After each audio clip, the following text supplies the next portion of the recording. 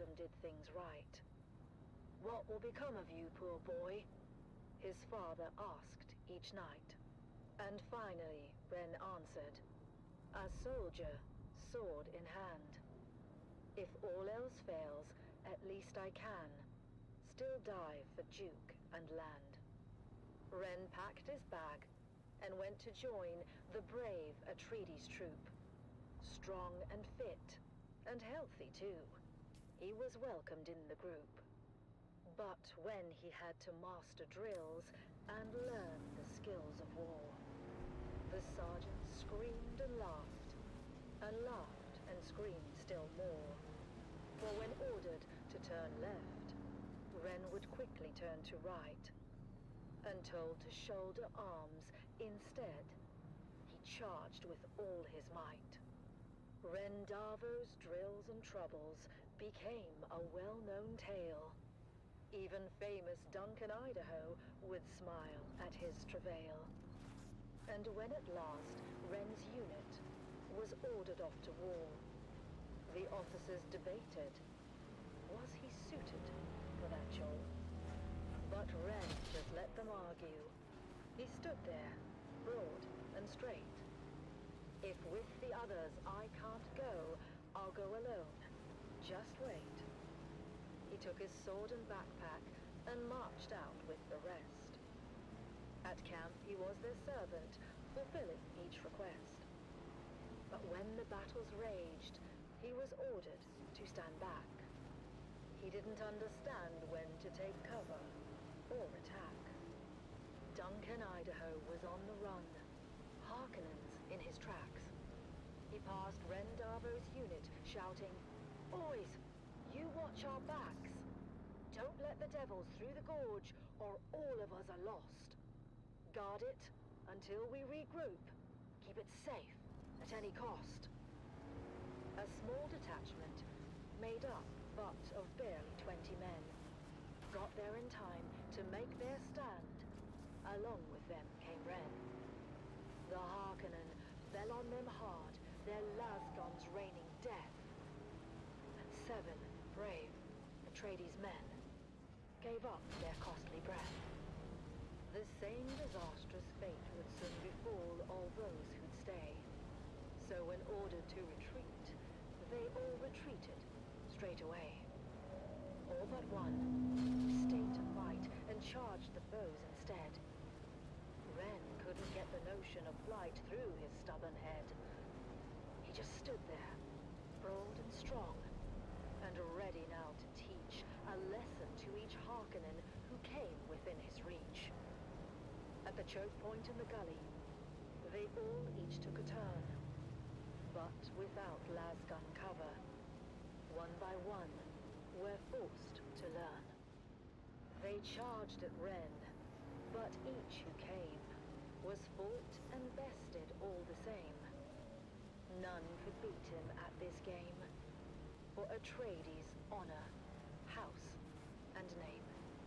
Duncan Idaho had rallied all the troops that still were hale. He shouted, "Hold out, my brave lad, we're coming, do not fail." He told all who would hear him, watch a true Atreides fight. "Hurry, boys, come to his aid, he has saved us all tonight." Against that fearsome counter-strike, no Harkonnen could hold.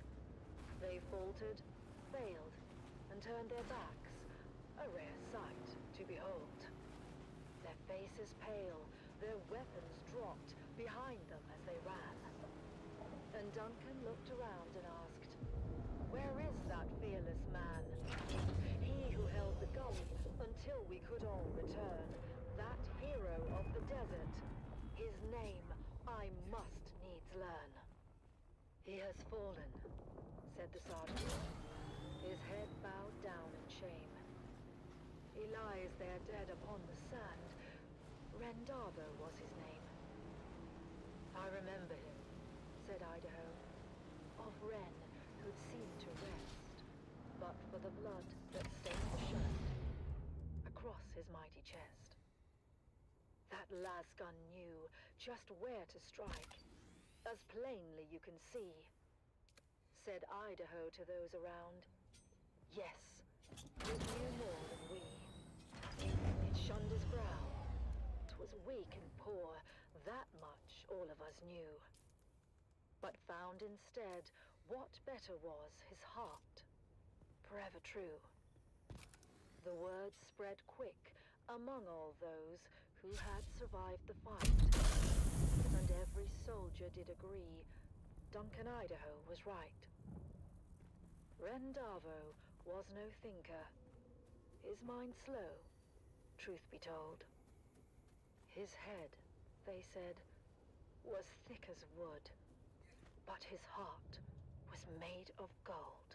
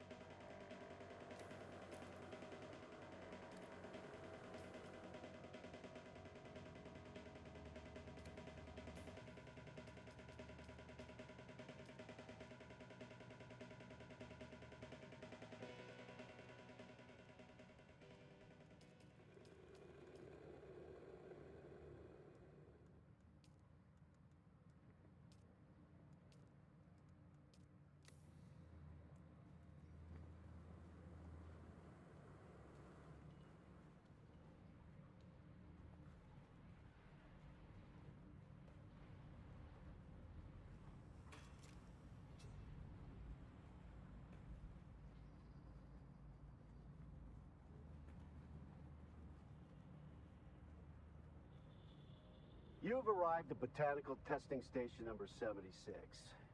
I'm Station Leader Rymar Thuringer. We at the station have been assigned the task of exploring the viability of numerous commercially important botanical species from across the Imperium. Here, on Arrakis. I knew this would be a difficult assignment, but it has proven all but impossible. Face it, this planet is a far cry from Ikaz. Do they really expect to grow fogwood, alaka, or sappho root here? Well, we might have more success with some of the species native to Giddy Prime.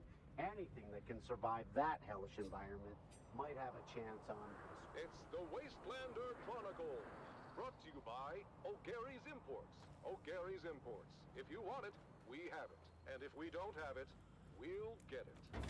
Join us now as we journey to the blistering sands of Arrakis, where we follow the adventures of the O'Gary clan, a pioneering family of salvage experts, as they scour war-torn battlefields and crash sites to discover their next great haul.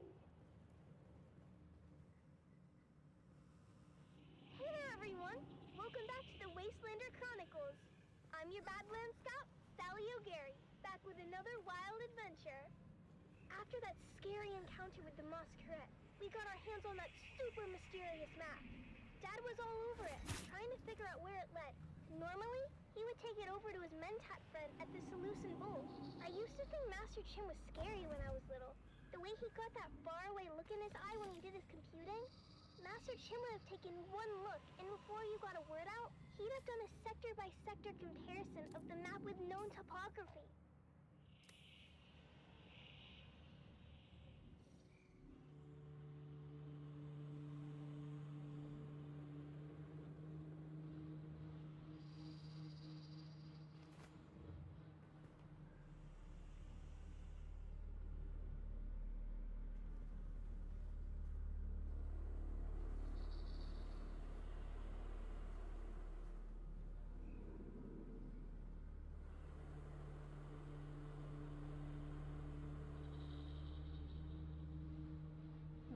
Vines are progressing well, and we can look forward to a good harvest of both Huffaf oil and Crimskull fiber.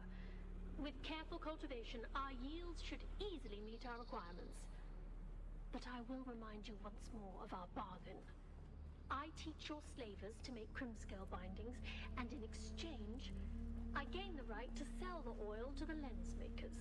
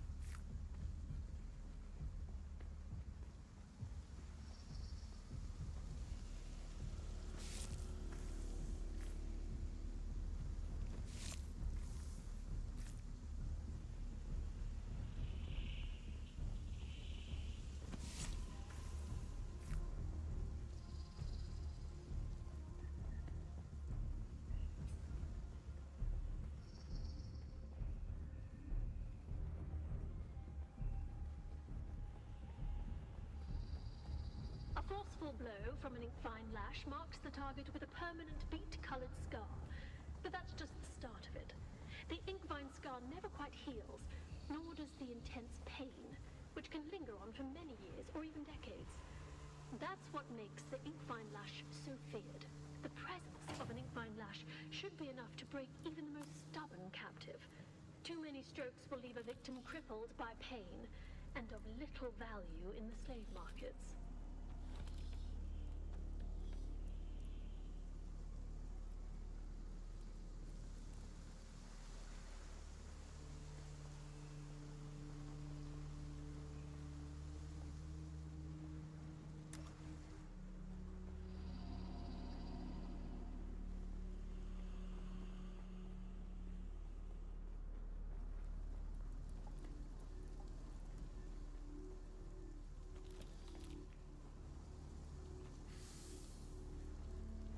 Attention, rope makers! Do not use your fingers to extract fibers from the vines. Creamscale fibers claw tighter as you pull. You will lose circulation and fingers. Fingerless workers have no value to our operation. Use the tools. Shielding! I need a hand!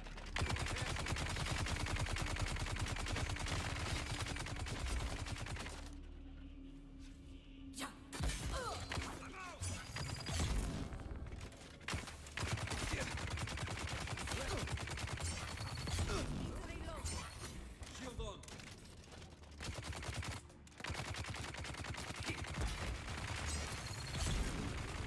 Reloading quickly! Empty. Save him!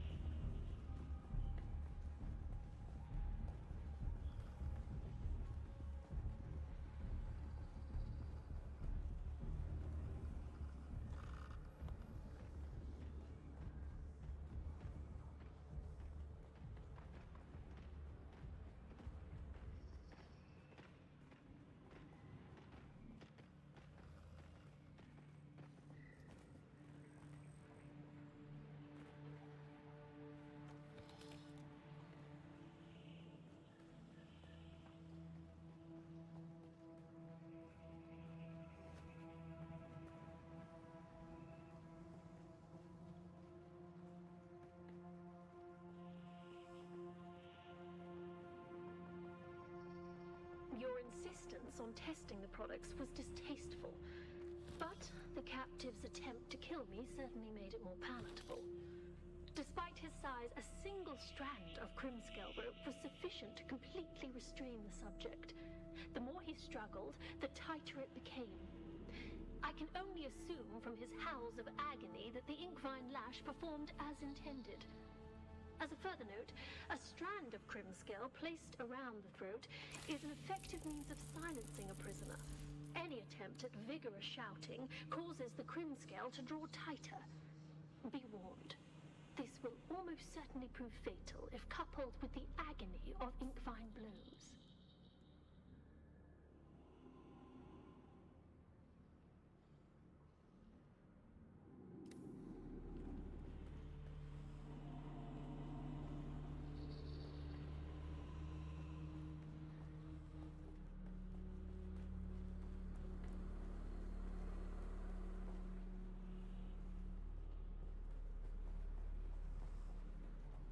You've arrived at Botanical Testing Station number 76. I'm Station Leader Rymar III.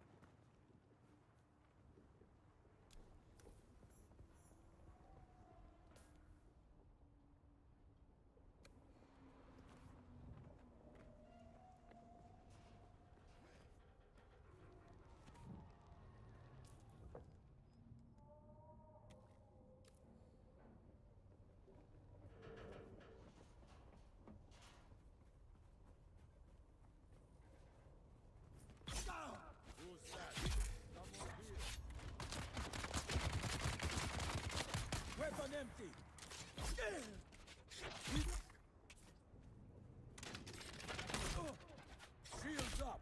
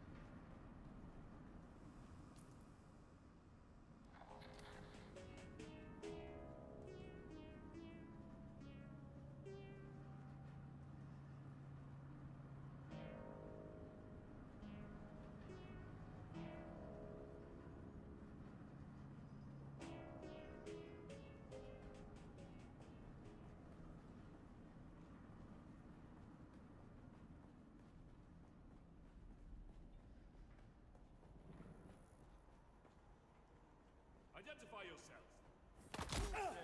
Where is it?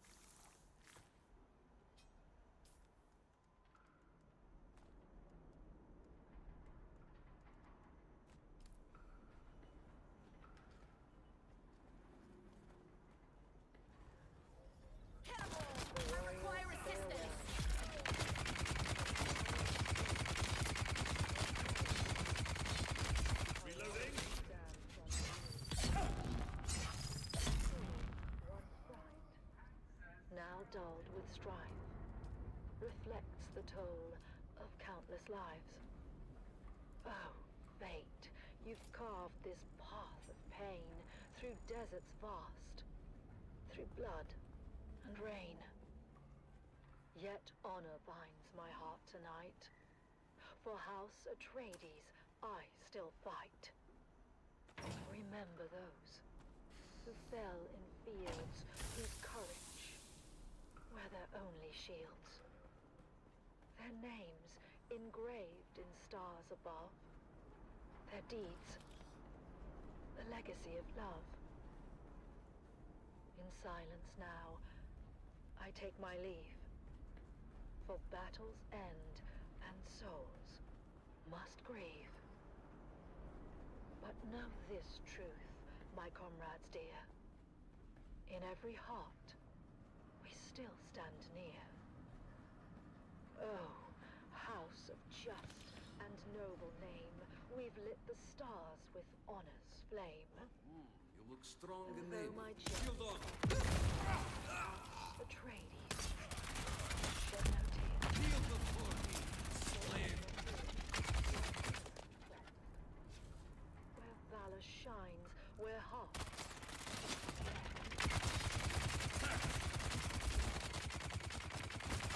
Untry!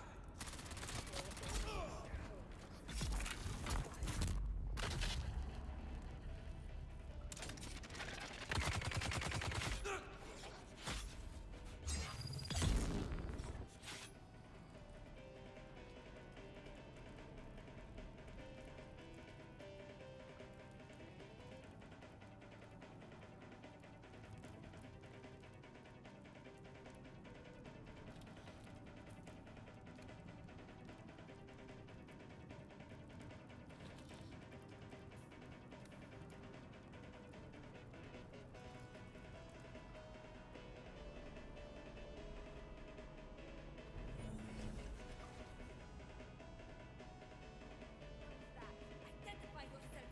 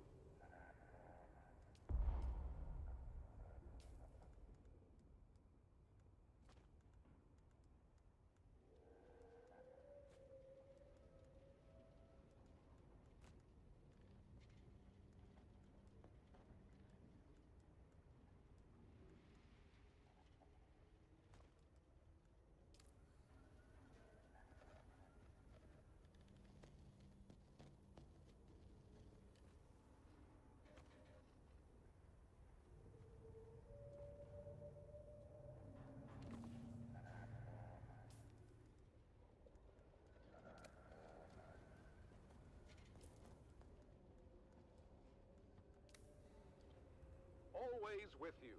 It's Vox Atreides, the voice of the Duke.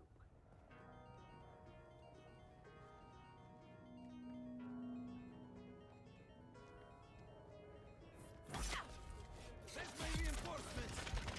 Ah!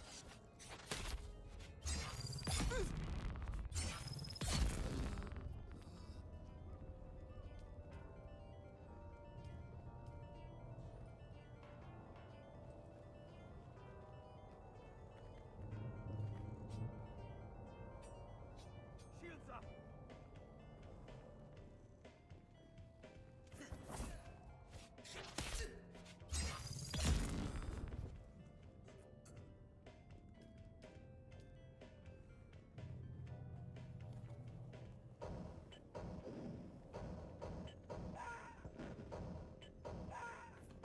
Shielding!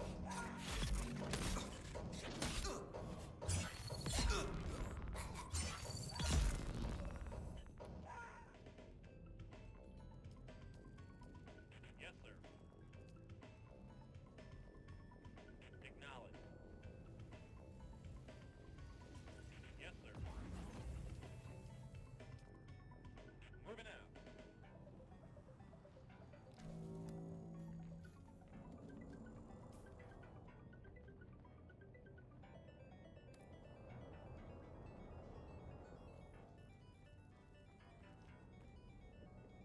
There's someone here. Where is everybody? Your water is mine.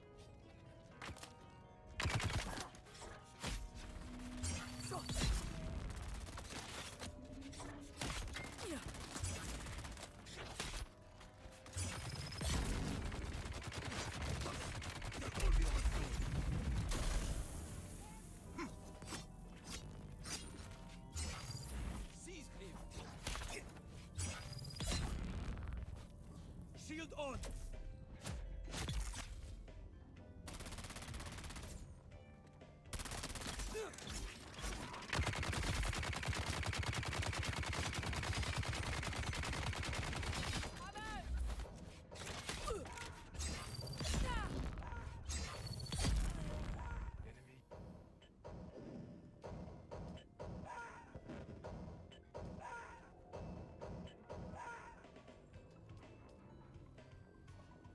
Yes, sir. Acknowledge. Yes, sir. Moving out.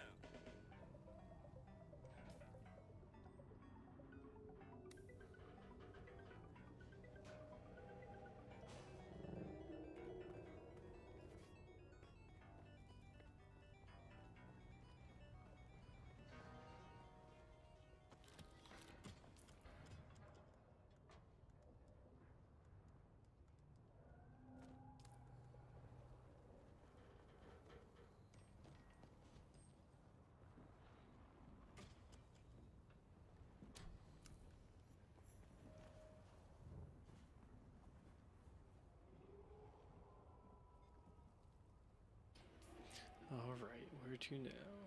Steal secret messages.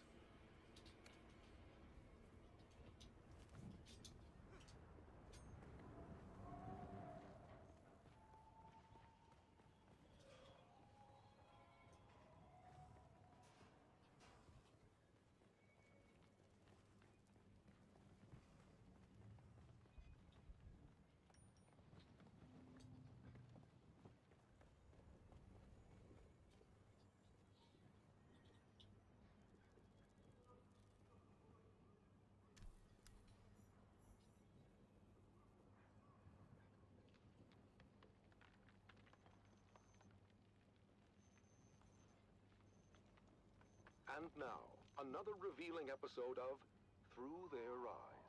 First-hand accounts from the front lines, presented by your host, Redondo Monroe. Today we find ourselves at the storied bastion known as Helios Gate. Redondo sits down for an exclusive interview with Captain Marcus Amstrad of the Fighting Fifth. Captain Amstrad, thank you for joining us today. We've heard first-hand accounts from soldiers like Sergeant Creel, who shared the brutal realities of life on the front lines. Can you tell us about the recent campaign in the Haga Basin, and what the strategic gains there mean for House Atreides? It is an honor to be here, Redondo. Our operations in the basin are ongoing, but critical to securing a crucial foothold in the region. This operation underscores the strength and resilience of our forces, and our unwavering commitment to justice and honor. Captain, while securing the Haga Basin is indeed significant, we've also heard about the heavy losses endured by our forces, including the illustrious unit known as Gurney's Own. Can you speak to the toll this so-called War of Assassins is taking on our troops and their families? Look, Redondo, war is never without sacrifice. But it is through these sacrifices that we uphold our values and protect the future of House Atreides. Our troopers understand the importance of their missions, and they complete them with honor and integrity. The morale of our troops remains strong, and their families can take pride in their courage and dedication. In previous episodes, we've heard how brutal some of these missions have been, and about the emotional toll on our soldiers. Sergeant Eric Thorne, for example, described the chaos and loss during the final days at Three Rock Station. How do you address the concerns of those who feel that the cost of this war is too high? Cost of freedom and justice is too high. Every mission we complete, every campaign and every sacrifice we make brings us one step closer to a lasting peace and a brighter future for House Atreides. Our troops are well trained and well prepared to face the challenges before them. They do so with unwavering resolve. Captain, some have raised concerns about the ethical implications of our tactics and the impact on civilian populations. How do we ensure that we maintain our moral high ground in this conflict? House Atreides has always held itself Pretty to the weird high lighting standards effects of the Great recently. Convention. Which will go Our on. tactics are designed to minimize harm to civilians and uphold the principles of that treaty. Any deviations check from the my standards driver are swiftly updates. addressed and corrected. Our commitment to honorable warfare is unwavering. There have been reports of war crimes committed by Harkonnen forces, as well as allegations of misconduct by our own troops. How do we respond to these allegations and ensure accountability? The Harkonnens are known for their brutality and disregard for both human life and any type of agreement between the houses. But we do not stoop to their level. Any allegations of misconduct by our troops are thoroughly investigated, and those found guilty are held accountable. However, it's important to remember that our forces are under immense pressure, and mistakes can happen.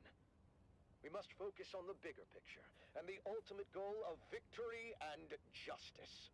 Captain, what message would you like to send to the families of our soldiers and the subjects of House Atreides who may be struggling with the hardships of this conflict? To the families and citizens of House Atreides, I say this. Stand proud. Your loved ones are fighting for a noble cause, and their sacrifices are not in vain. In time, we will emerge from this confrontation stronger and more united than ever. Trust in our leadership, trust in our soldiers, and trust in the principles that still have there, guided us for jeez. generations. Together, we will prevail. Thank you, Captain Amstrad, for sharing your perspective with us today. Finish this up and try to Your reset. words remind us of the strength and resilience of House Atreides. That concludes our interview with Captain Marcus Amstrad. As we continue to navigate the complexities of this conflict, let us honor the bravery and sacrifices of our soldiers and strive to uphold the values that define House Atreides. Join us next time for another episode of Through Their Eyes. You have listened to another episode of Through Their Eyes, first-hand accounts from the front lines, presented by your host, Redondo Monroe.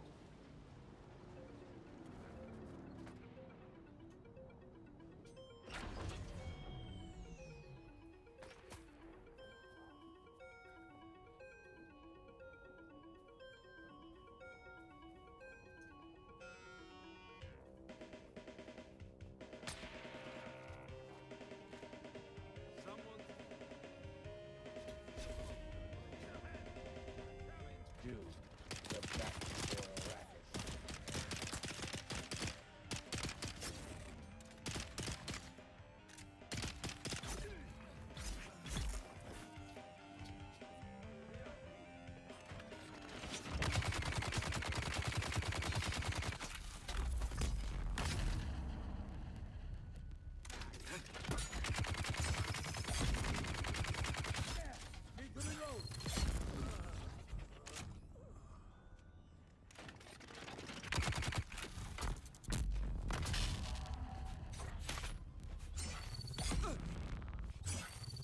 up!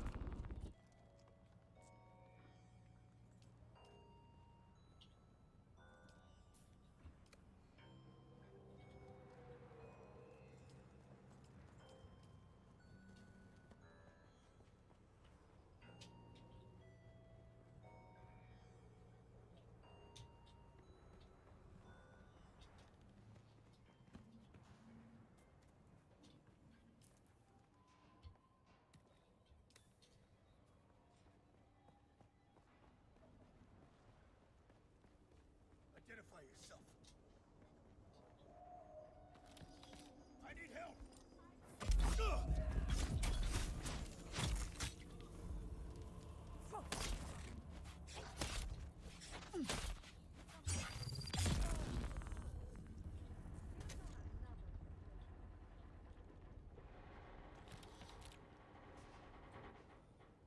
Kill them all.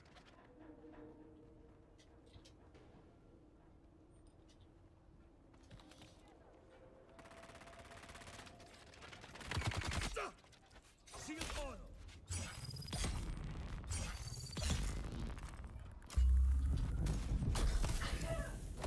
Capture them! To reload!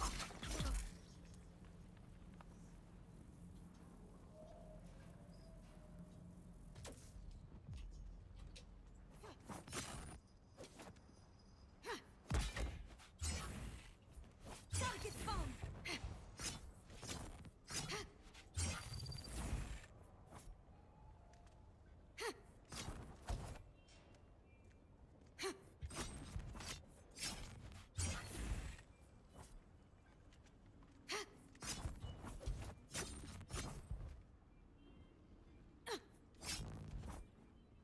This is Tolliver Cam, your faithful community crier, spreading the word of the Duke and reminding you that hope is not weakness.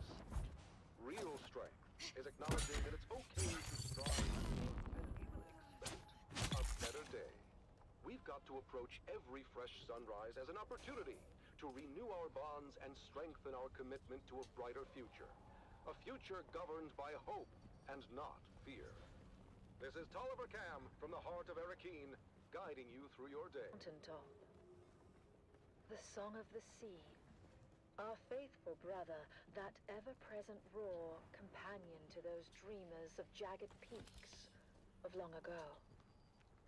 Eyes towards the distant stars. Visions not of glory, but of light and hope across the darkest voids. Now, beneath an empty sky, our banners gloriously fly. Dreams fulfilled, but lost. Light and hope consumed by darkness deeper than was known. And lost as well in desert, empty as can be. The song of that faraway sea.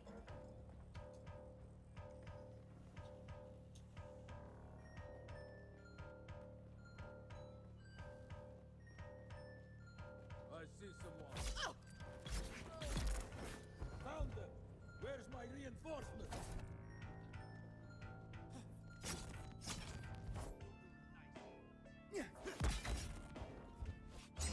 Shield on.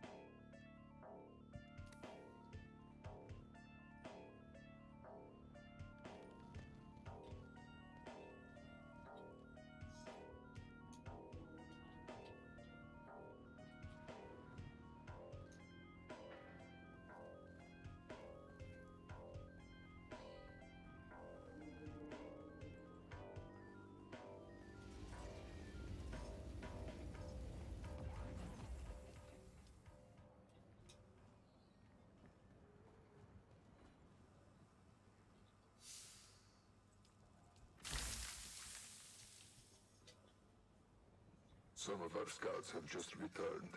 They report that the Zalakidir is thick with new scavenger camps. The skies above are heavily trafficked by both warring houses, and the destruction they rain upon the desert draws the scavies like flies. The bounty is harvest, as my father would say. And it gives. At this point, we just need to be moving as many live bodies as possible. Quantity over quality. We are processing 2 slave hunters per week when we should be processing 4 or 5. Our scouts in the Graben report they're tracking several bands of deserters. I know that more money would be nice, but more often than not, the deserters are better equipped and trained than our guys. It's not worth the effort. For now, let us focus our captured teams on the Zalakidir and knock some heads, as my father would say. We need to get Lord Rabban his mala before we become that mala.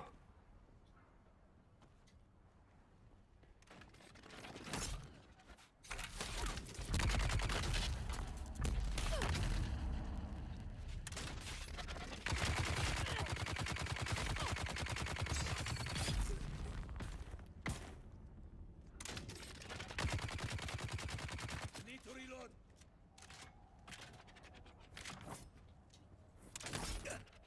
Shields up.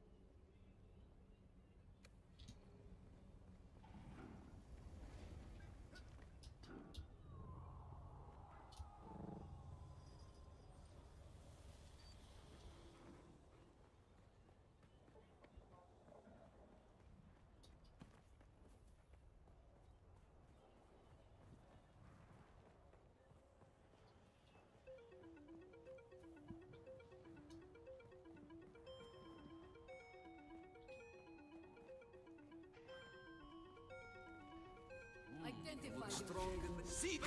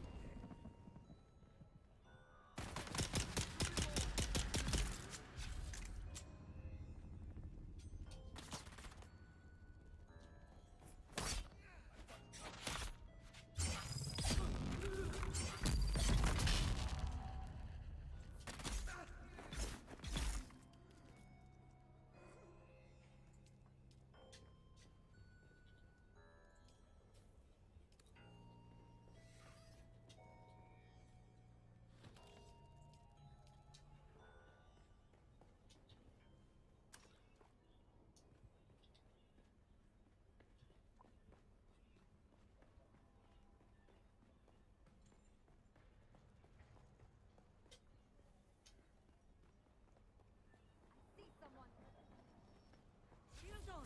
I need reinforcements.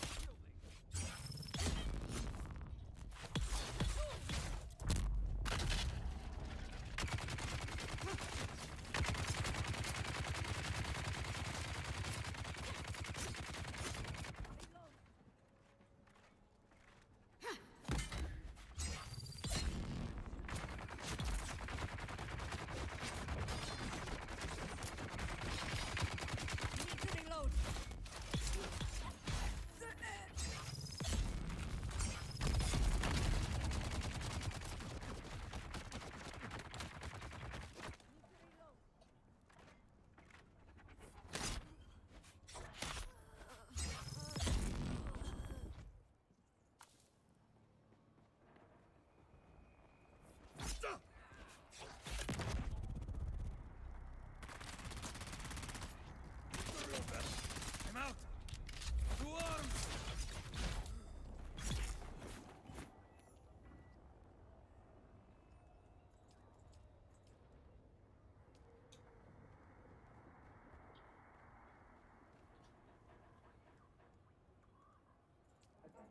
begins now. The inaugural episode of a brand new series. It's The Young Guardians. Gather round, fair listeners, as we join our story on the eve of destiny for 3 young lives. 3 faithful aspirants to Duke Leto Atreides' fabled House Guard prepare for their final test at the War Gymnasium. A test that will challenge their training, their courage, and define their future as defenders of House Atreides. Our story begins on the Armatura Green at the Cala City campus of the Atreides War Gym. It is here where the finest young aspirants are honed into noble House troops. Shields up! Shields up! The honor of House Atreides rests on your shoulders! Defend yourself! You can't serve the Duke if you're dead! Among the recruits, 3 stand out. Taran, a farmer's son with unyielding determination. Lyra, a skilled sharpshooter born into poverty. And Aemon, a 5th-born Atreides cousin, striving to exceed the lofty expectations that come with his name. I won't let you down, Lyra. I've trained too hard to fail now. Keep your focus, Taran. We'll get through this together. Come on now. We've got a real chance to graduate top of class. But Taran, Lyra, and Aemon are not the only ones vying for the top spot. Another group of cadets, led by the arrogant and cunning Aiden, has been their main competition and antagonists throughout their time at the War Gym. Well, if it isn't the Golden Boy and his peon patrol. Tell me, Aemon, how does it feel to coast on your family name? Shut up, Aiden. He's earned his place just like everyone else. Oh, Lyra, you're still here? I guess your folks found someone else to milk the goats. It's not worth it, Lyra. Focus on the test. We'll show them all what we're made of. As the aspirants ready themselves for graduation, only the final test stands in their way. A grueling 2-day endurance race to the summit of Mount Sayubi, known as the Peak of Valor Challenge. Ancient tradition states that the aspirant team planting their flag atop the summit first will be named top of class. Come on, keep it up! We're almost there. Just a little bit further. Watch out for that loose rock! As Taran and team near the summit, Lyra's footing gives way, and she slides roughly to a ledge below. Go on without me. Plant the bloody flag. Not happening, Lyra. Atreides leave no man behind. Hang on, Lyra. We're coming. Meanwhile, Aiden and his group are hot on their heels and seize the opportunity to rush to the summit. Come on, you maggots! Dig deeper than you ever have before! We're almost there!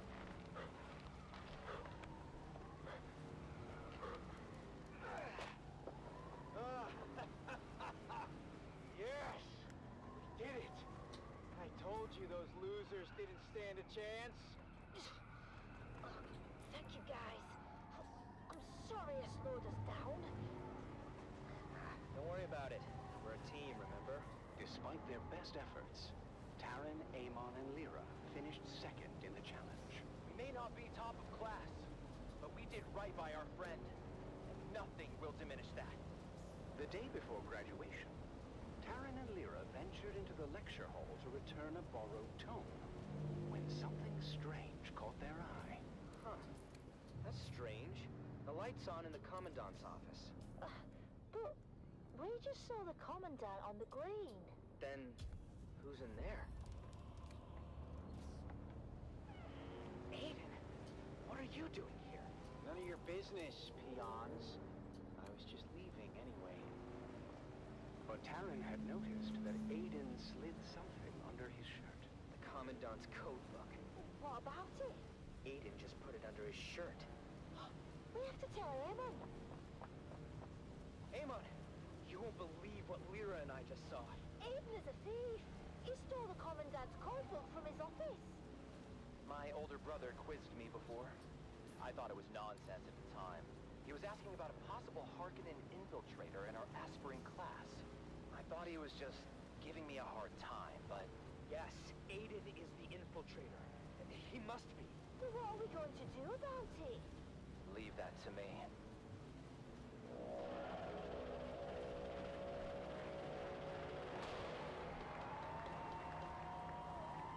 The graduation ceremony is a grand affair, as the Commandant presents deployment orders to the well-deserving class. Called to the stage, Aiden and his group walk triumphantly up the aisle, expecting to receive top-of-class honors. I told you, fools who'd end up on top. Aspirant Aiden, you and your group are hereby charged with espionage and treason against House Atreides. No, this is a misunderstanding. Unhand me! And since this is wartime, the Articles of Canley are clear on the sentence. As for the rest of you, you have all proven yourselves true warriors of House Atreides. You have earned the right to wear the Duke's coat of arms and uphold the responsibilities and traditions that come with it. Stand tall, for you are the future of our house. As Aiden and his group are led away by military police, Taryn, Amon, and Lyra rise together with the rest of the class, proud and vindicated. We did it! We actually did it! It's not about the accolades. It's about doing what's right. And so, with hearts full of pride and the weight of their ancestors' legacy resting upon their young shoulders, our young guardians go forth as true soldiers of House Atreides. I guess all that's left for us to do is unseal our orders and see where we're bound. Wherever we go, I just hope we're together. Shall we open them at the same time? On 3. 3, 2, 1. Arrakis. That's it then. We're going to war. Join us next time on The Young Guardians, as our heroes continue their journey, facing new challenges as they uphold the legacy of House Atreides. Until then, remember, honor and loyalty are the true marks of a warrior.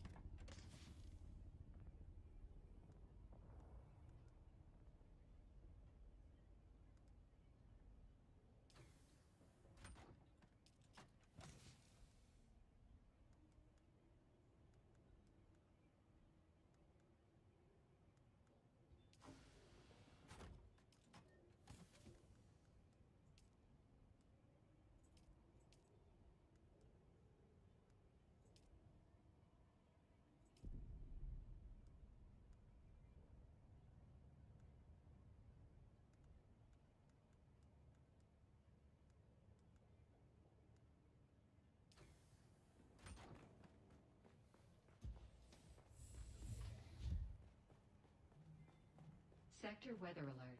A large sandstorm is approaching.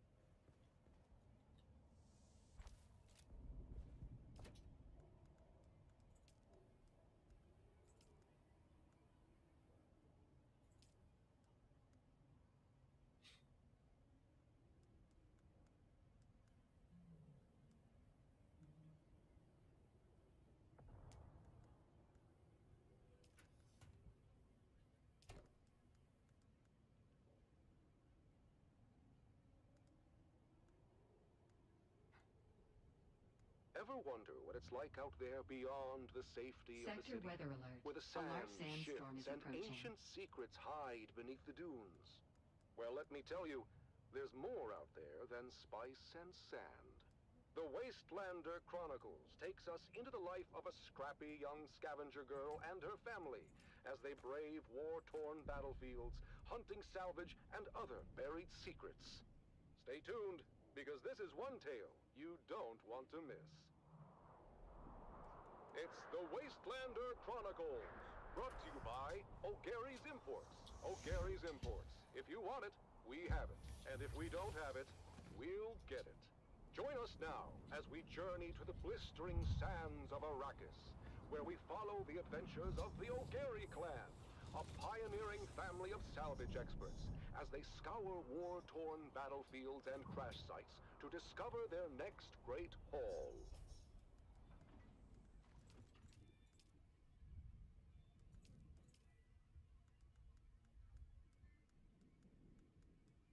Hey there, everyone! Welcome back to the Wastelander Chronicles. I'm your Badlands Scout, Sally O'Gary, and I've got a crazy story for you. It all started when my dad announced a surprise salvage mission.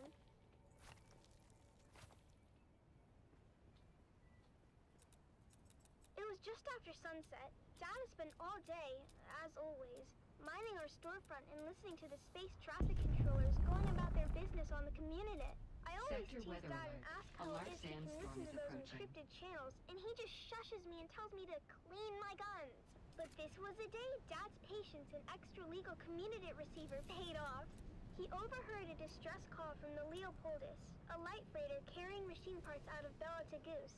Now, you might be thinking, Sally, what's so darn exciting about machine parts? But in the salvage game, we learned that a ship listing machine parts on its cargo manifest could be carrying anything from precision lasgun barrels to cybernetic eyeballs, so it's worth the trip. Of course, Dad's not the best with his numbers, so it was up to Mom to triangulate the coordinates and plot our course to the crash site in the Minor Erg. As always, when we piled into Clovis, our vintage 68 Chome Landmaster, Mom reminded us of the grim dangers waiting for us in the desert. Bandits, slavers, cultists, and of course, the old man of the desert himself, the Great Sandworm. When we finally arrived at the sector our coordinates were within, we hid Clovis under a tarp and moved in on foot. As always, it was up to me and my little brother Coda to scout ahead and look for danger. Now, you might be thinking, Sally, that seems like a grown-up job. Why would you and your cute little brother be sent ahead to scout? The truth is, we rely on that cuteness to lull our enemies into a false sense of security. Then, we kill them real good. Coda can separate a man from his jewels in less than 2 seconds. I've seen him do it. But after a whole lot of dust and nothing, we finally came up upon the coordinates marked on our map. And what do you know? The crash ship was nowhere to be seen. Of course, Mom and Dad immediately set to arguing about it while the rest of us fanned out. You're an idiot, Finn O'Gary. Don't you dare blame my calculations on this fiasco. I should have listened to my mother and entered the sisterhood. At least then, I'd be married off to a man of consequence. You wouldn't be married to anything but a mop and bucket. Instead of kids, you'd have hallways to clean. And you know those witches got a lot of hallways. What do you know about the Bene Gesserit? You don't even know how to add. I know one thing I'd like to subtract. Hey, Mom and Dad? Look what Phaedra and Bree just found. While my parents were bickering, my big sisters, Phaedra and Bree, had uncovered a hatch in the ground, beneath layers of sand and scree. It took some cutting, some prying, and a whole lot of cussing, but my dad finally got the hatch to open to reveal a ladder going down. Dad led the way, his glow cutting through the darkness as we descended for what seemed like an eternity. The smooth ladder shaft was marked with ancient warning signs in a language that Phaedra said was Proto-Galactic? Whatever that means. Dad said it meant that the place at the bottom of the ladder was a part of the old empire. Finn Jr. said they were around a really, really long time ago and sent their scientists all over the universe to very cool stuff. Dad said finding their old stuff is our family pastime. The fate of the O'Gary clan has always been tied to remnants of the old empire, whether it was back on Hagel or right here on Arrakis. Look at how we're drawn to one of their facilities without even knowing it was here. When we finally got to the bottom of the ladder, we found ourselves in a small antechamber. That's when Mom noticed a series of small, almost invisible switches along the wall. With a little bit of trial and error, we activated the mechanism. A screen flickered to life, displaying a map of the facility. Dad examined the map and explained that we were in an auxiliary substation, built to support nearby old Empire eco-labs with technical matters. This was very exciting for Dad because it meant that there were even more testing stations out there just waiting for us to find them. But for now, we had this substation before us. Mom figured out where we were on the map. It seemed we had entered through an emergency escape tunnel, but when we tried the door leading back to the main area, it wouldn't open no matter what we tried. Dad began to despair, but Mom kept her head and found us another route back into the complex through a twisty utility duct. But there was a catch. The utility duct was incredibly narrow, too small for any grown-ups to fit through. This was my moment to shine. With a quick pep talk from my mom and a promise to be careful, I wriggled into the tight space, inching my way forward. The walls closed in around me, but in true O'Gary spirit, I kept my cool, determined to reach the other side. About 30 meters in, I felt a tug on the safety rope tied around my waist. It had reached its limit. I couldn't go any further unless I disconnected it. Sally, you're at the end of the rope. You want to come back, hun? I can't turn around here. It's too tight. I'll have to disconnect and keep going. Are you sure, Sally? That's an awful risk. We won't be able to help if anything goes wrong. You didn't raise me to be a coward. What does Dad always say that Owen O'Gary is for? Is it obnoxious? I thought it was obstinate. No, you sillies. It's audacious. I'll be fine. Just keep a lookout for trouble. I unhooked the safety rope and kept pushing forward, fingers crossed that the passage would lead somewhere. The angle of the duct meant there's no turning back. If it was a dead end, I was surely a goner. But hey, what's an adventure without a little risk? I think I can see something up ahead. It's an access hatch. Here's hoping I can open it from inside. I made it! The access hatch opened onto a huge chamber, lit by a soft, eerie glow. It was a real treasure trove of ancient technology, preserved perfectly through the ages. I had found the mother lode. After marveling at my discovery for a spell, I managed to backtrack to the escape tunnel where my family was waiting. Now I understood why we were never able to open that door. It was blocked by an ancient power loader. Fortunately, the control fob was still in place, so I was able to move that great beast away from the door. Honey, are you okay? I'm fine, Mom. Where are you going, Finn? Our daughter almost died, and you're more interested in salvage. She seems fine to me. More than fine, in fact. She's spectacular. Our daughter or the power loader? Can't we be excited for both? This is a VK5000 powered work loader. The last exosuit to come off the Venhold assembly line before the company was split up into Combined Mercantile and the Fold Space Shipping Company. Do you mean... Yep. The predecessors to CHOAM and the Spacing Guild. Wow. After the excitement died down, we carefully extracted as much as we could carry, making sure to document everything for later study. It was our most successful expedition yet. Back at our shop, we spent days cataloging and cleaning our finds, preparing them for sale. And that's where you come in, dear listeners. That's right, Sally. At O'Gary's Imports, it's our Old Empire extravaganza. And you won't believe our prices. We have SD converters. We have anti-induction modules. We have cobalt-tipped frams. we have articulated John doors for men and women. Come find us on the Agora Concourse of the Grand Souk in Arakeen. Because at O'Gary's Imports, if you want it, we have it. And if we don't have it, we'll get it. Thanks, Dad.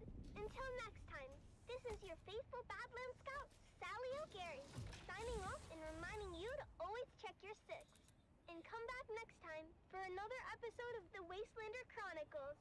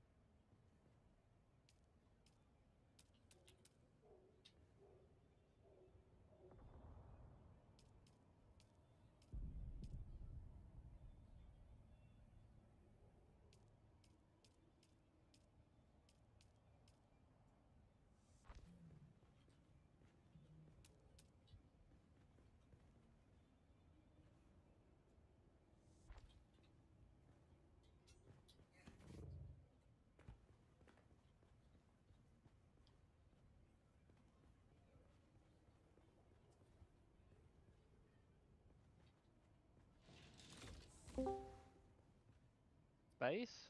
Hello? Hey, do you know if granite... What? If any of the granite buildings like are less durable than a flat stone? Because like my Calvin build set has some granite tiles. Maybe? I kind of would expect that, but I'm not sure. I haven't also Maybe had just to way repair to much in the way gate like the late buildings. game base, you know, so you might not actually have any gameplay like ramifications. I don't know. Yeah, I'm not. Yeah, haven't actually repaired our base, so. A song Yeah, of I two homes. checked some of it. It looks pretty healthy. Everything's perfect I still. remember the spice-scented air and shadows cast by twin moons. Fleeting light, dust devils dancing on the dunes. Gold on gold, a wind that whispers throughout empty nights. To rustle and caress the sand, the landscape shifts and sighs. Rises up and forms anew, sings a song to me. And I see our footprints, swallowed by the sandy sea. I recall the mist of morning tides and the scent of salt upon the breeze. Gentle and soothing, waves caressing the deep and restless seas. Blue upon grey, the ceaseless call of seabirds out among the cliffs. The salt waves fall and rise, born now and dying, salt tears sting my eyes. How long ago it seems, and I know that our gardens blossom only in my dreams.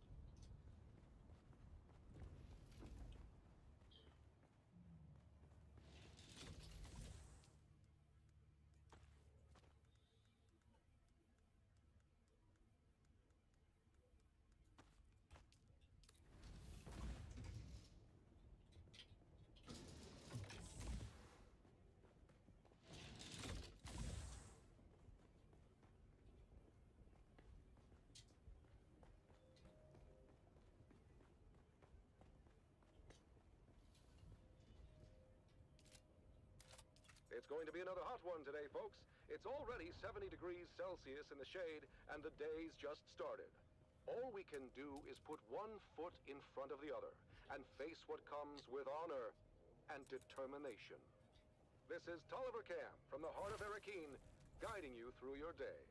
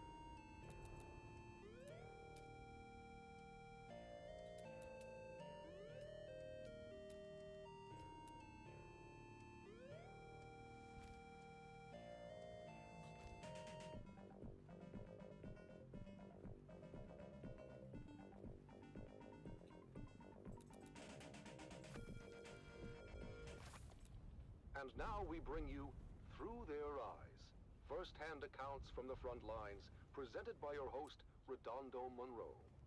Today, in another poignant and moving episode, we delve into the heart of a mother's sacrifice and the bravery of her son, as conveyed through their personal writings.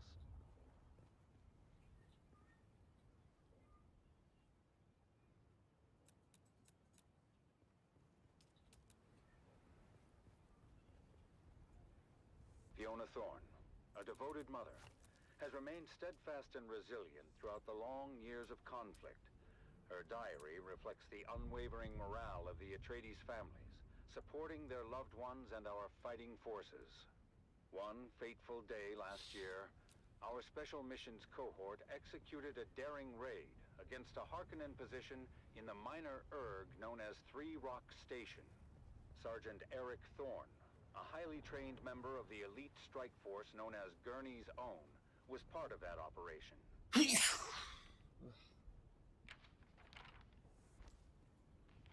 Another sleepless night.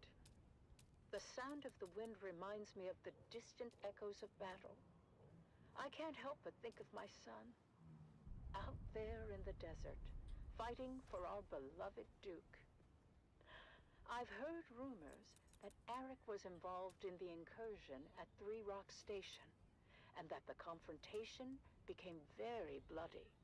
But still, he writes that his spirits remain high. Spice? I pray for his Spice? safety Can't get spice, and the it's late game swift stuff. end of this bloodshed. We're at the late game. In his letters sent from Are his we? I unit, don't have any. as I Gurney's don't have any Own are orthopters. deployed wherever the need is You should make greatest, yourself an ornithopter. Eric Can I? expresses both Can I? resolve Yes. and an unwavering commitment to our cause.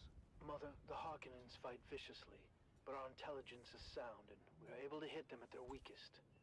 It's hard to remember the peace and serene beauty of our beloved Caladan when Yes? all you see is sand Definitely. and blood. You just need aluminum and Soldiers in my cobalt, unit and are we've got a strong shit ton and of cobalt, determined. I think, unless you I draw spent it all strength today. from their courage. So we need aluminum. I miss you and home I dearly, got some loot last but I night. know our struggle is just. Yeah, well, then. After the fierce fighting at Three Okay, Rock but I Station, don't have any diamond dust. Eric's unit was redeployed to the Western Reach. Who got some diamond dust? striking against Harkonnen I mean, like one, deep or like desert through sheer a single-digit determination. number. I'm also making Critical an addition position to was but at great shit. cost. The news I Making hear in about addition Arak's to unit is grim. Many lives our lost, base. including some of Arak's Well, that closest does take a lot of time. friends. I'm almost done. Almost done.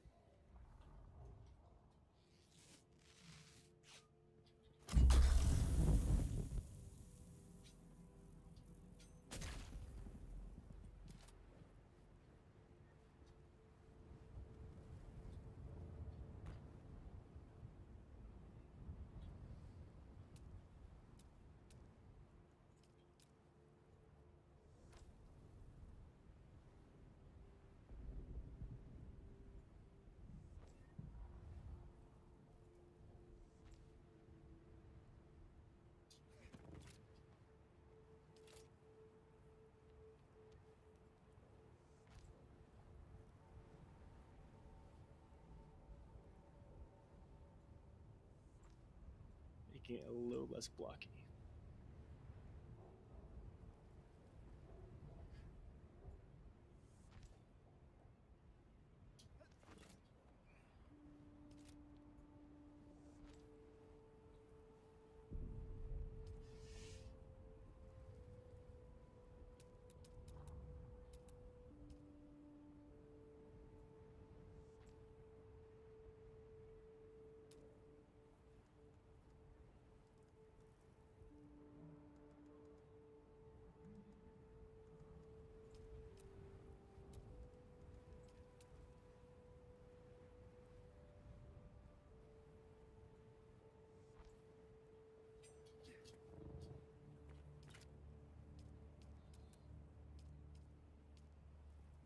Cameron said he's leaving for this trip tomorrow, right?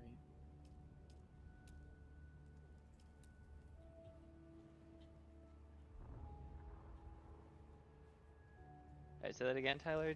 Paul Atreides is talking really loud at me. Oh, you just opened the game? Yeah. Because I was petting a cat. Cameron's leaving for his trip tomorrow, right? Yeah, but he's probably going to be busy. I bet he's going to be busy getting ready today because he didn't do anything about it yesterday. But we'll see. Okay.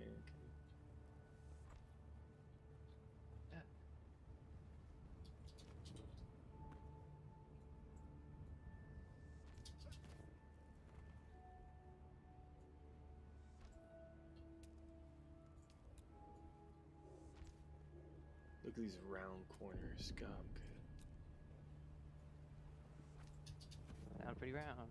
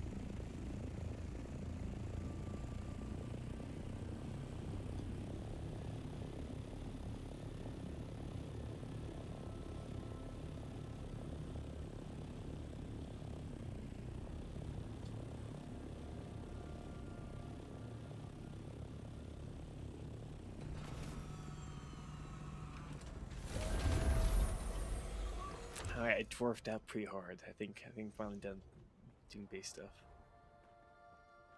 Finally done being a dwarf? I mean, I think so. Unless we expand more, I can build more stuff.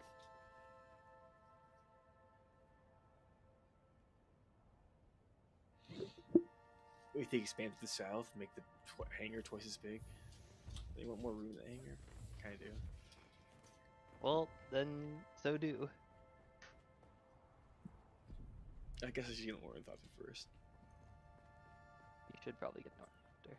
Yeah, let's do that They're first. kind of important. Let's do that first. So I need diamond dust, right? We have diamond dust. Are you sure? I feel like we only have like 20 or something. Good. I mean, we don't have a ton, but you don't need very much at all. You need 7 plus. Alright, maybe just 7. No, I need you need 14. You need 14. And we have 22. So I'll lose 2/3 of what we have.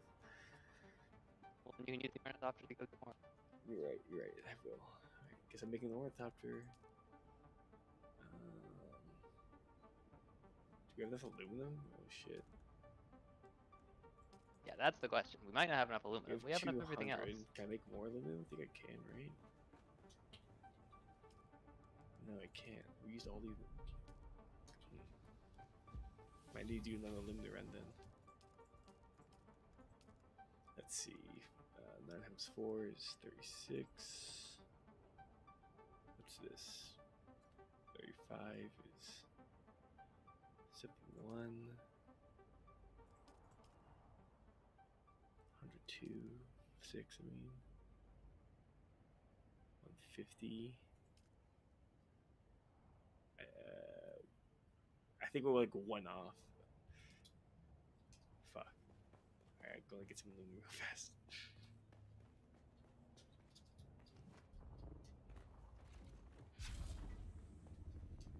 Gotta drink stuff.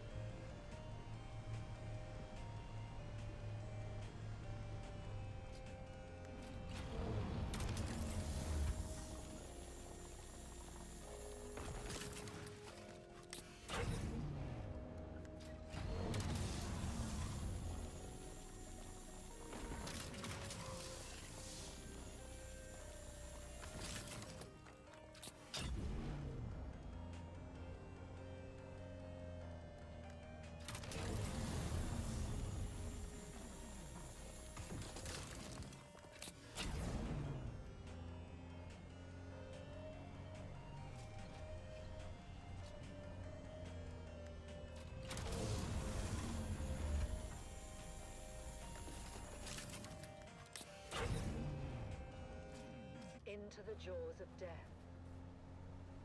One more tune. One more tune.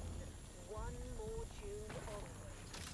Into the desert storm flew the brave soldiers. Forward the shield brigade. The las guns must down, he said. Into the desert storm soldiers. Forward the shield brigade! No one to hesitate, despite their reckless haste. Hearkening, villainy. The truth not to ask what's right. They carry our sacred light, theirs. Also, the sky in my game is flashing. I don't know what that's about. Blew the brave soldiers. That? The lighting effects have been kind of weird since I loaded today. To left of them, lasguns in front of them, lightning and fire beams forward to final breath. So I'll restart my game. And well into the jaws of death, into the mouth of hell flew the brave soldiers. Flashed all their crisp knives bare, flashed as they turned in air, slicing the gunners there, charging an army, while Arrakis all wondered. Guns of the battle spoke, right through the line they broke. Harkonnen and Sardaukar reeled from the crisp knife stroke, shattered and sundered. Then they flew back, but not all of the soldiers. Lasguns to right of them, lasguns to left of them, lasguns behind them. Lightning and fire beam forward to final breath. They that had fought so well You out mining in the buggy? through the jaws of death. Back from the mouth of Yeah? hell, Yeah. all was left Yeah, I of am. them, left Okay, sorry. Yeah, of the soldiers. What are you doing? You're getting more Now will aluminum? their glory Aluminum, fade. doing some Oh, vessel at the the same time. wild Yeah. charge they Mostly made. aluminum. Atreides, in debt to them, honor the charge they made. Honor the shield brigade. Oh, noble soldiers.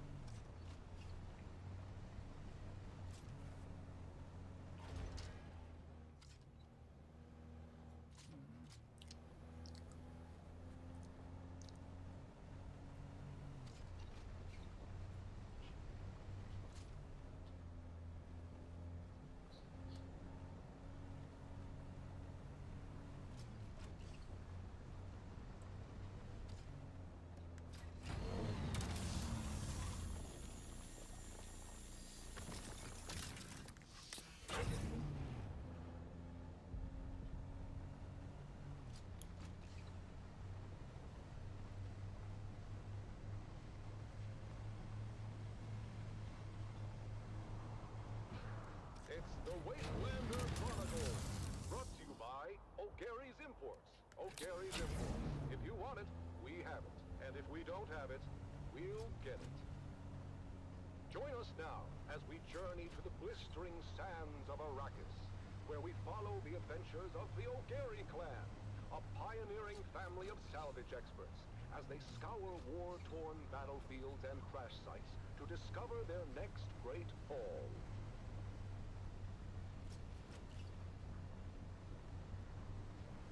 Hey there, everyone!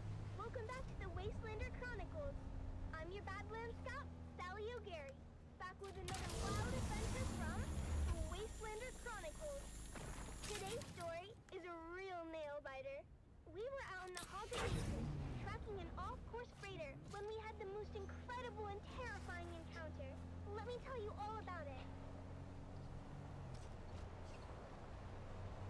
We were cruising along in Clovis, our trusty 68 Swordmaster. It was supposed to be a routine trip, nothing special. But then, out of nowhere, a rock slide showered down from above and blocked our way. And when the sand and dust settled, we were surrounded. Over a dozen of the fearsome desert warriors, known as the Fremen, materialized from the gloom. At least we thought they were Fremen, but their faces were hidden behind weird iron helmets. So Fremen or no, these guys were all business. The one with the biggest helmet stepped forward. He seemed to be in charge and didn't waste any time accusing us of trespassing on Masquerade territory. Masquerade? I've heard of these clowns. Maybe not a good time for name-calling on it. We tried to explain that we were just friendly explorers, but they weren't having any of it. The one in the big helmet said we were infidels, defiling the electric worm's domain. Whatever the heck that meant. A cargo code. Fremen wannabes. Dude Shaz warned me about them. When were you talking to Dude Shaz? Not now. Well, was he talking to you, or were you talking to him? Here we go. I'm just asking.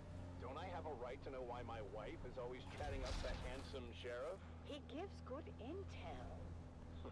Is that what you call it? By that point, I guess Big Helmet had enough of Mom and Dad's bickering, because he got real mad and ordered us buried up to our necks in the sand. But just as they were gonna drop us into chin-deep pits, something incredible happened. The Masquerade started yelling about something they call Shai Hulud and lit out of there like their tails were on fire.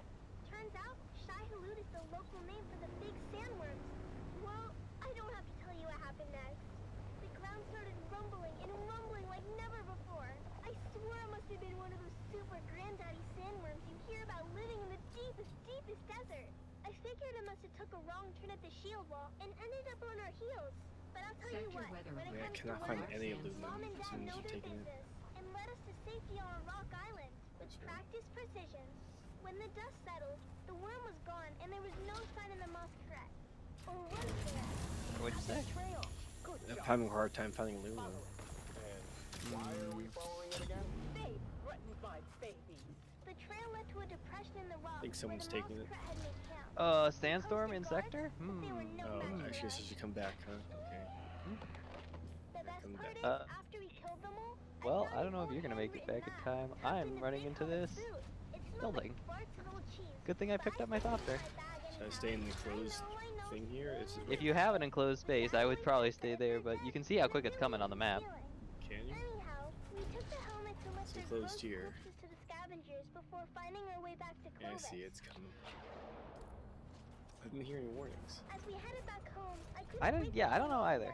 I feel like the warnings have been kind of sketch. Back at our shop, we spent days spit shining the helmets to a mirror polish as we get them ready for you, dear listeners. That's right, Sally. In O'Gary's Imports, it's Masquerade Mask Mayhem, and we won't be undersold. We have big helmets, we have ugly helmets, we have big and ugly helmets. Come find us on the Agora Concourse of the Grand Souk in Arakeen. Because at O'Gary's Imports, if you want it, we have it. And if we don't have it, we'll get it. Thanks, Dad. Until next time, this is your right? faithful Badlands Scout, Sally Why did I O'Gary, say you have that signing off achievement? and reminding you to always check achievement? your stats. And come back next time for another episode of the Wastelander.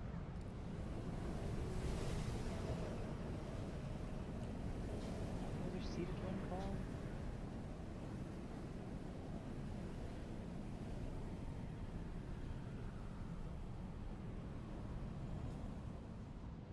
Trying to relax. Why does it? That one doesn't show up. Does it? Did you sit down? No, I'm looking at your achievements. Oh, it says on my screen. I haven't. That's why. It's not. Well, maybe it hasn't updated. It's weird. It's pretty sandy. Come back.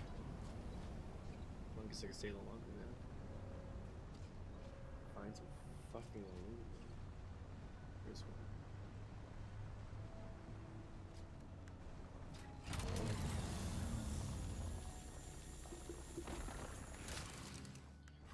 Aluminium.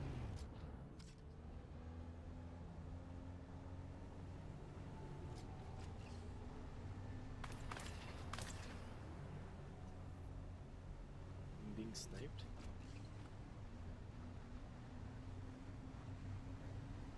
What the fuck?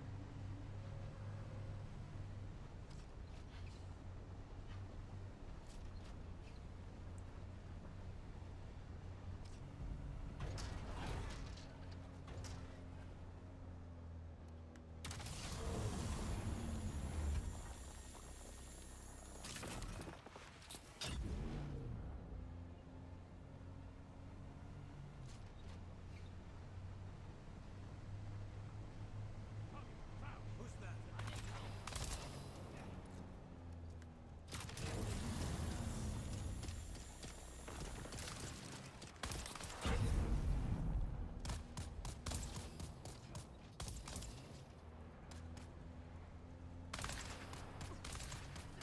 Empty.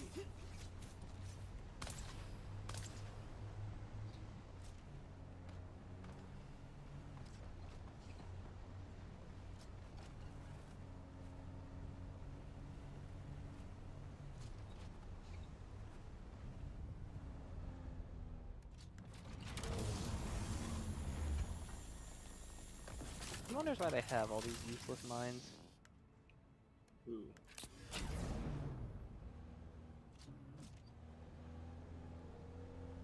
What mines?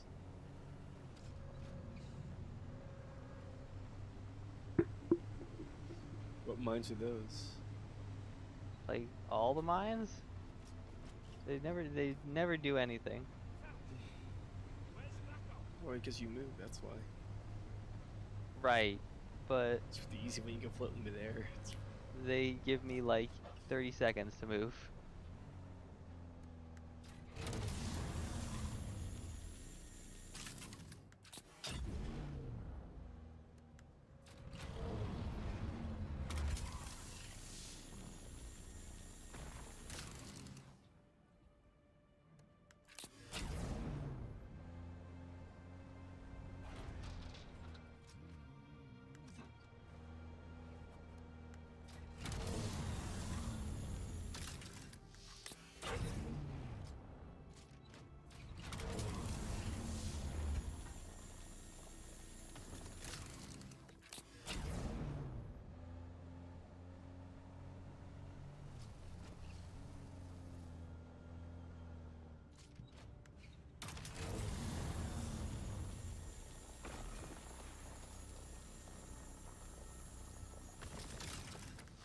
There's nothing else in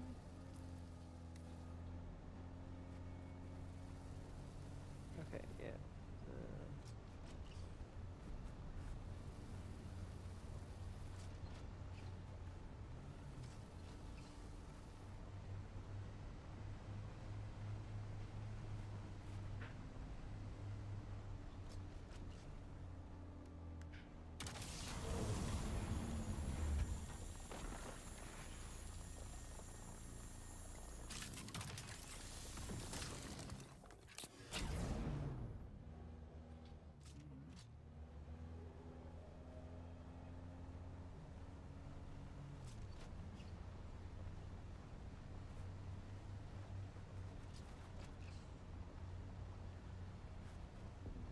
I hate it when my ability just sometimes doesn't go off. I don't understand why. So I think if you get staggered or something, or you move a heavy. Well, like I'm not getting staggered. Like I'm there. My ability is to teleport behind them. They're across the room from me. sometimes I can like start the ability and target them with them, and then it doesn't go off. I know what you mean. And I think it's because like you know, it's slightly at the wrong angle or the targeting's not quite right, but like it's not clear what, and happens a lot. So I just end up standing there looking like a fucking idiot. Yeah, I know the feeling.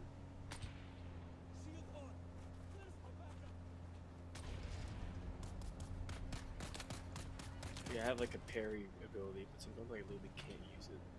Sometimes I feel like it's also because I'm not being hit, like it's just already the case. Yeah. Weird.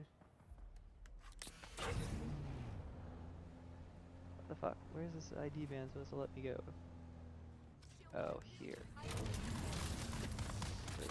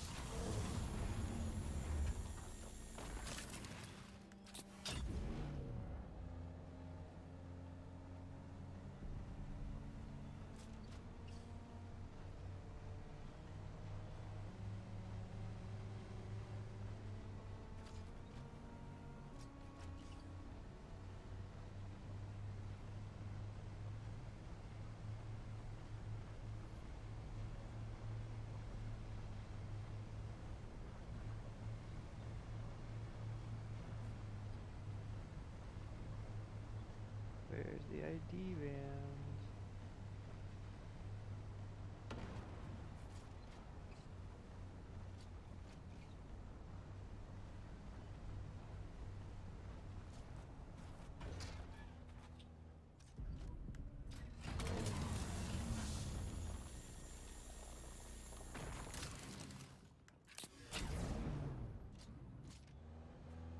Once again, just didn't teleport behind and stood there with my ass in the breeze.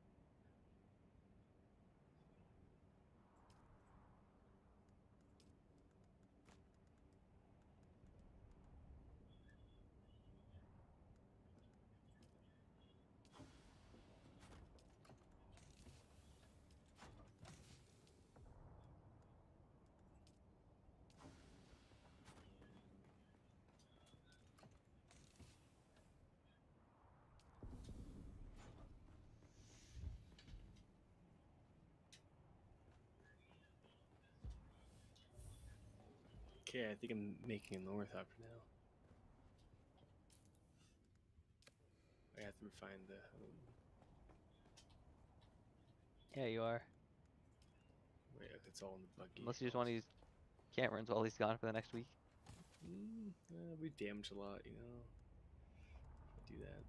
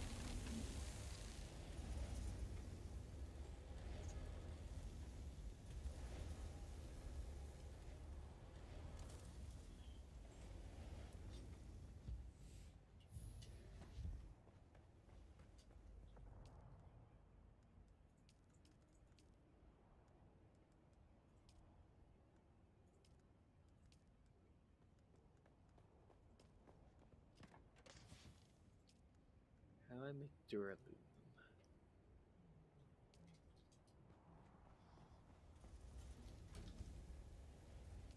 We need Jasminium crystal. Who's been collecting those Jasminium?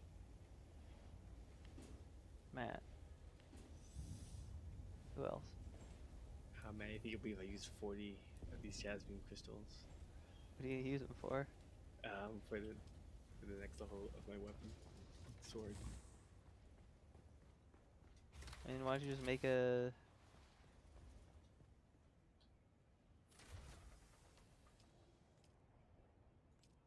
Yeah.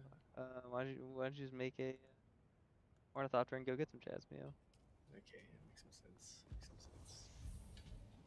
V equals fabricator. Okay, ornithopter. 40, I'm sure, is like one rock. What modification should I put on it? Probably scan module, right? So I could just scout it. Just like a...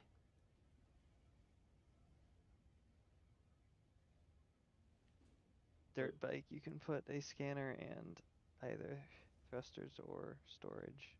So, I mean, do you want storage? You can't pack it up with storage, though, right? So I want to pack it up. You can't pack it up. You can't pack it up if the storage has stuff in it. Yeah, exactly. So I think I want the scanner for now. Again, the scanner is not mutually exclusive with storage. Oh, it's not? What about the thruster?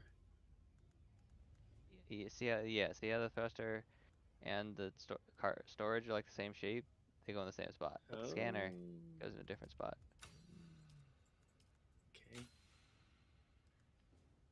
Okay, I'm making an ornithopter. So we need a hull, a chassis, a cockpit, an engine. Oh no, I can't make a generator. We're out of aluminum because they're still making it. Okay. Should have enough aluminum by the time these things are built.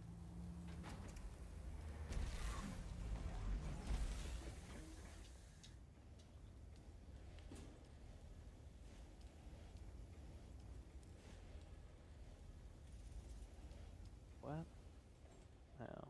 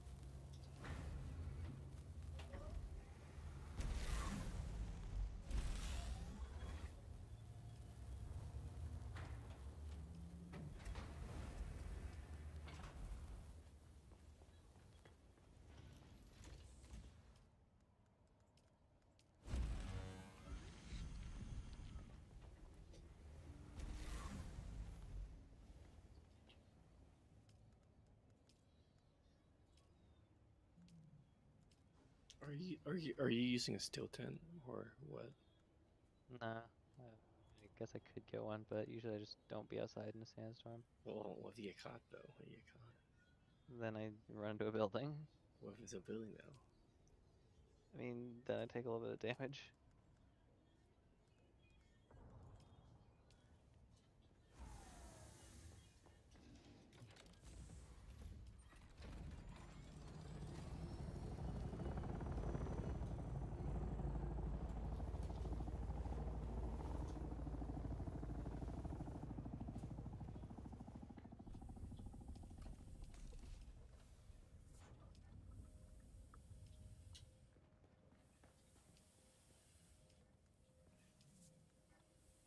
Do you just deposit these corpses in the death still?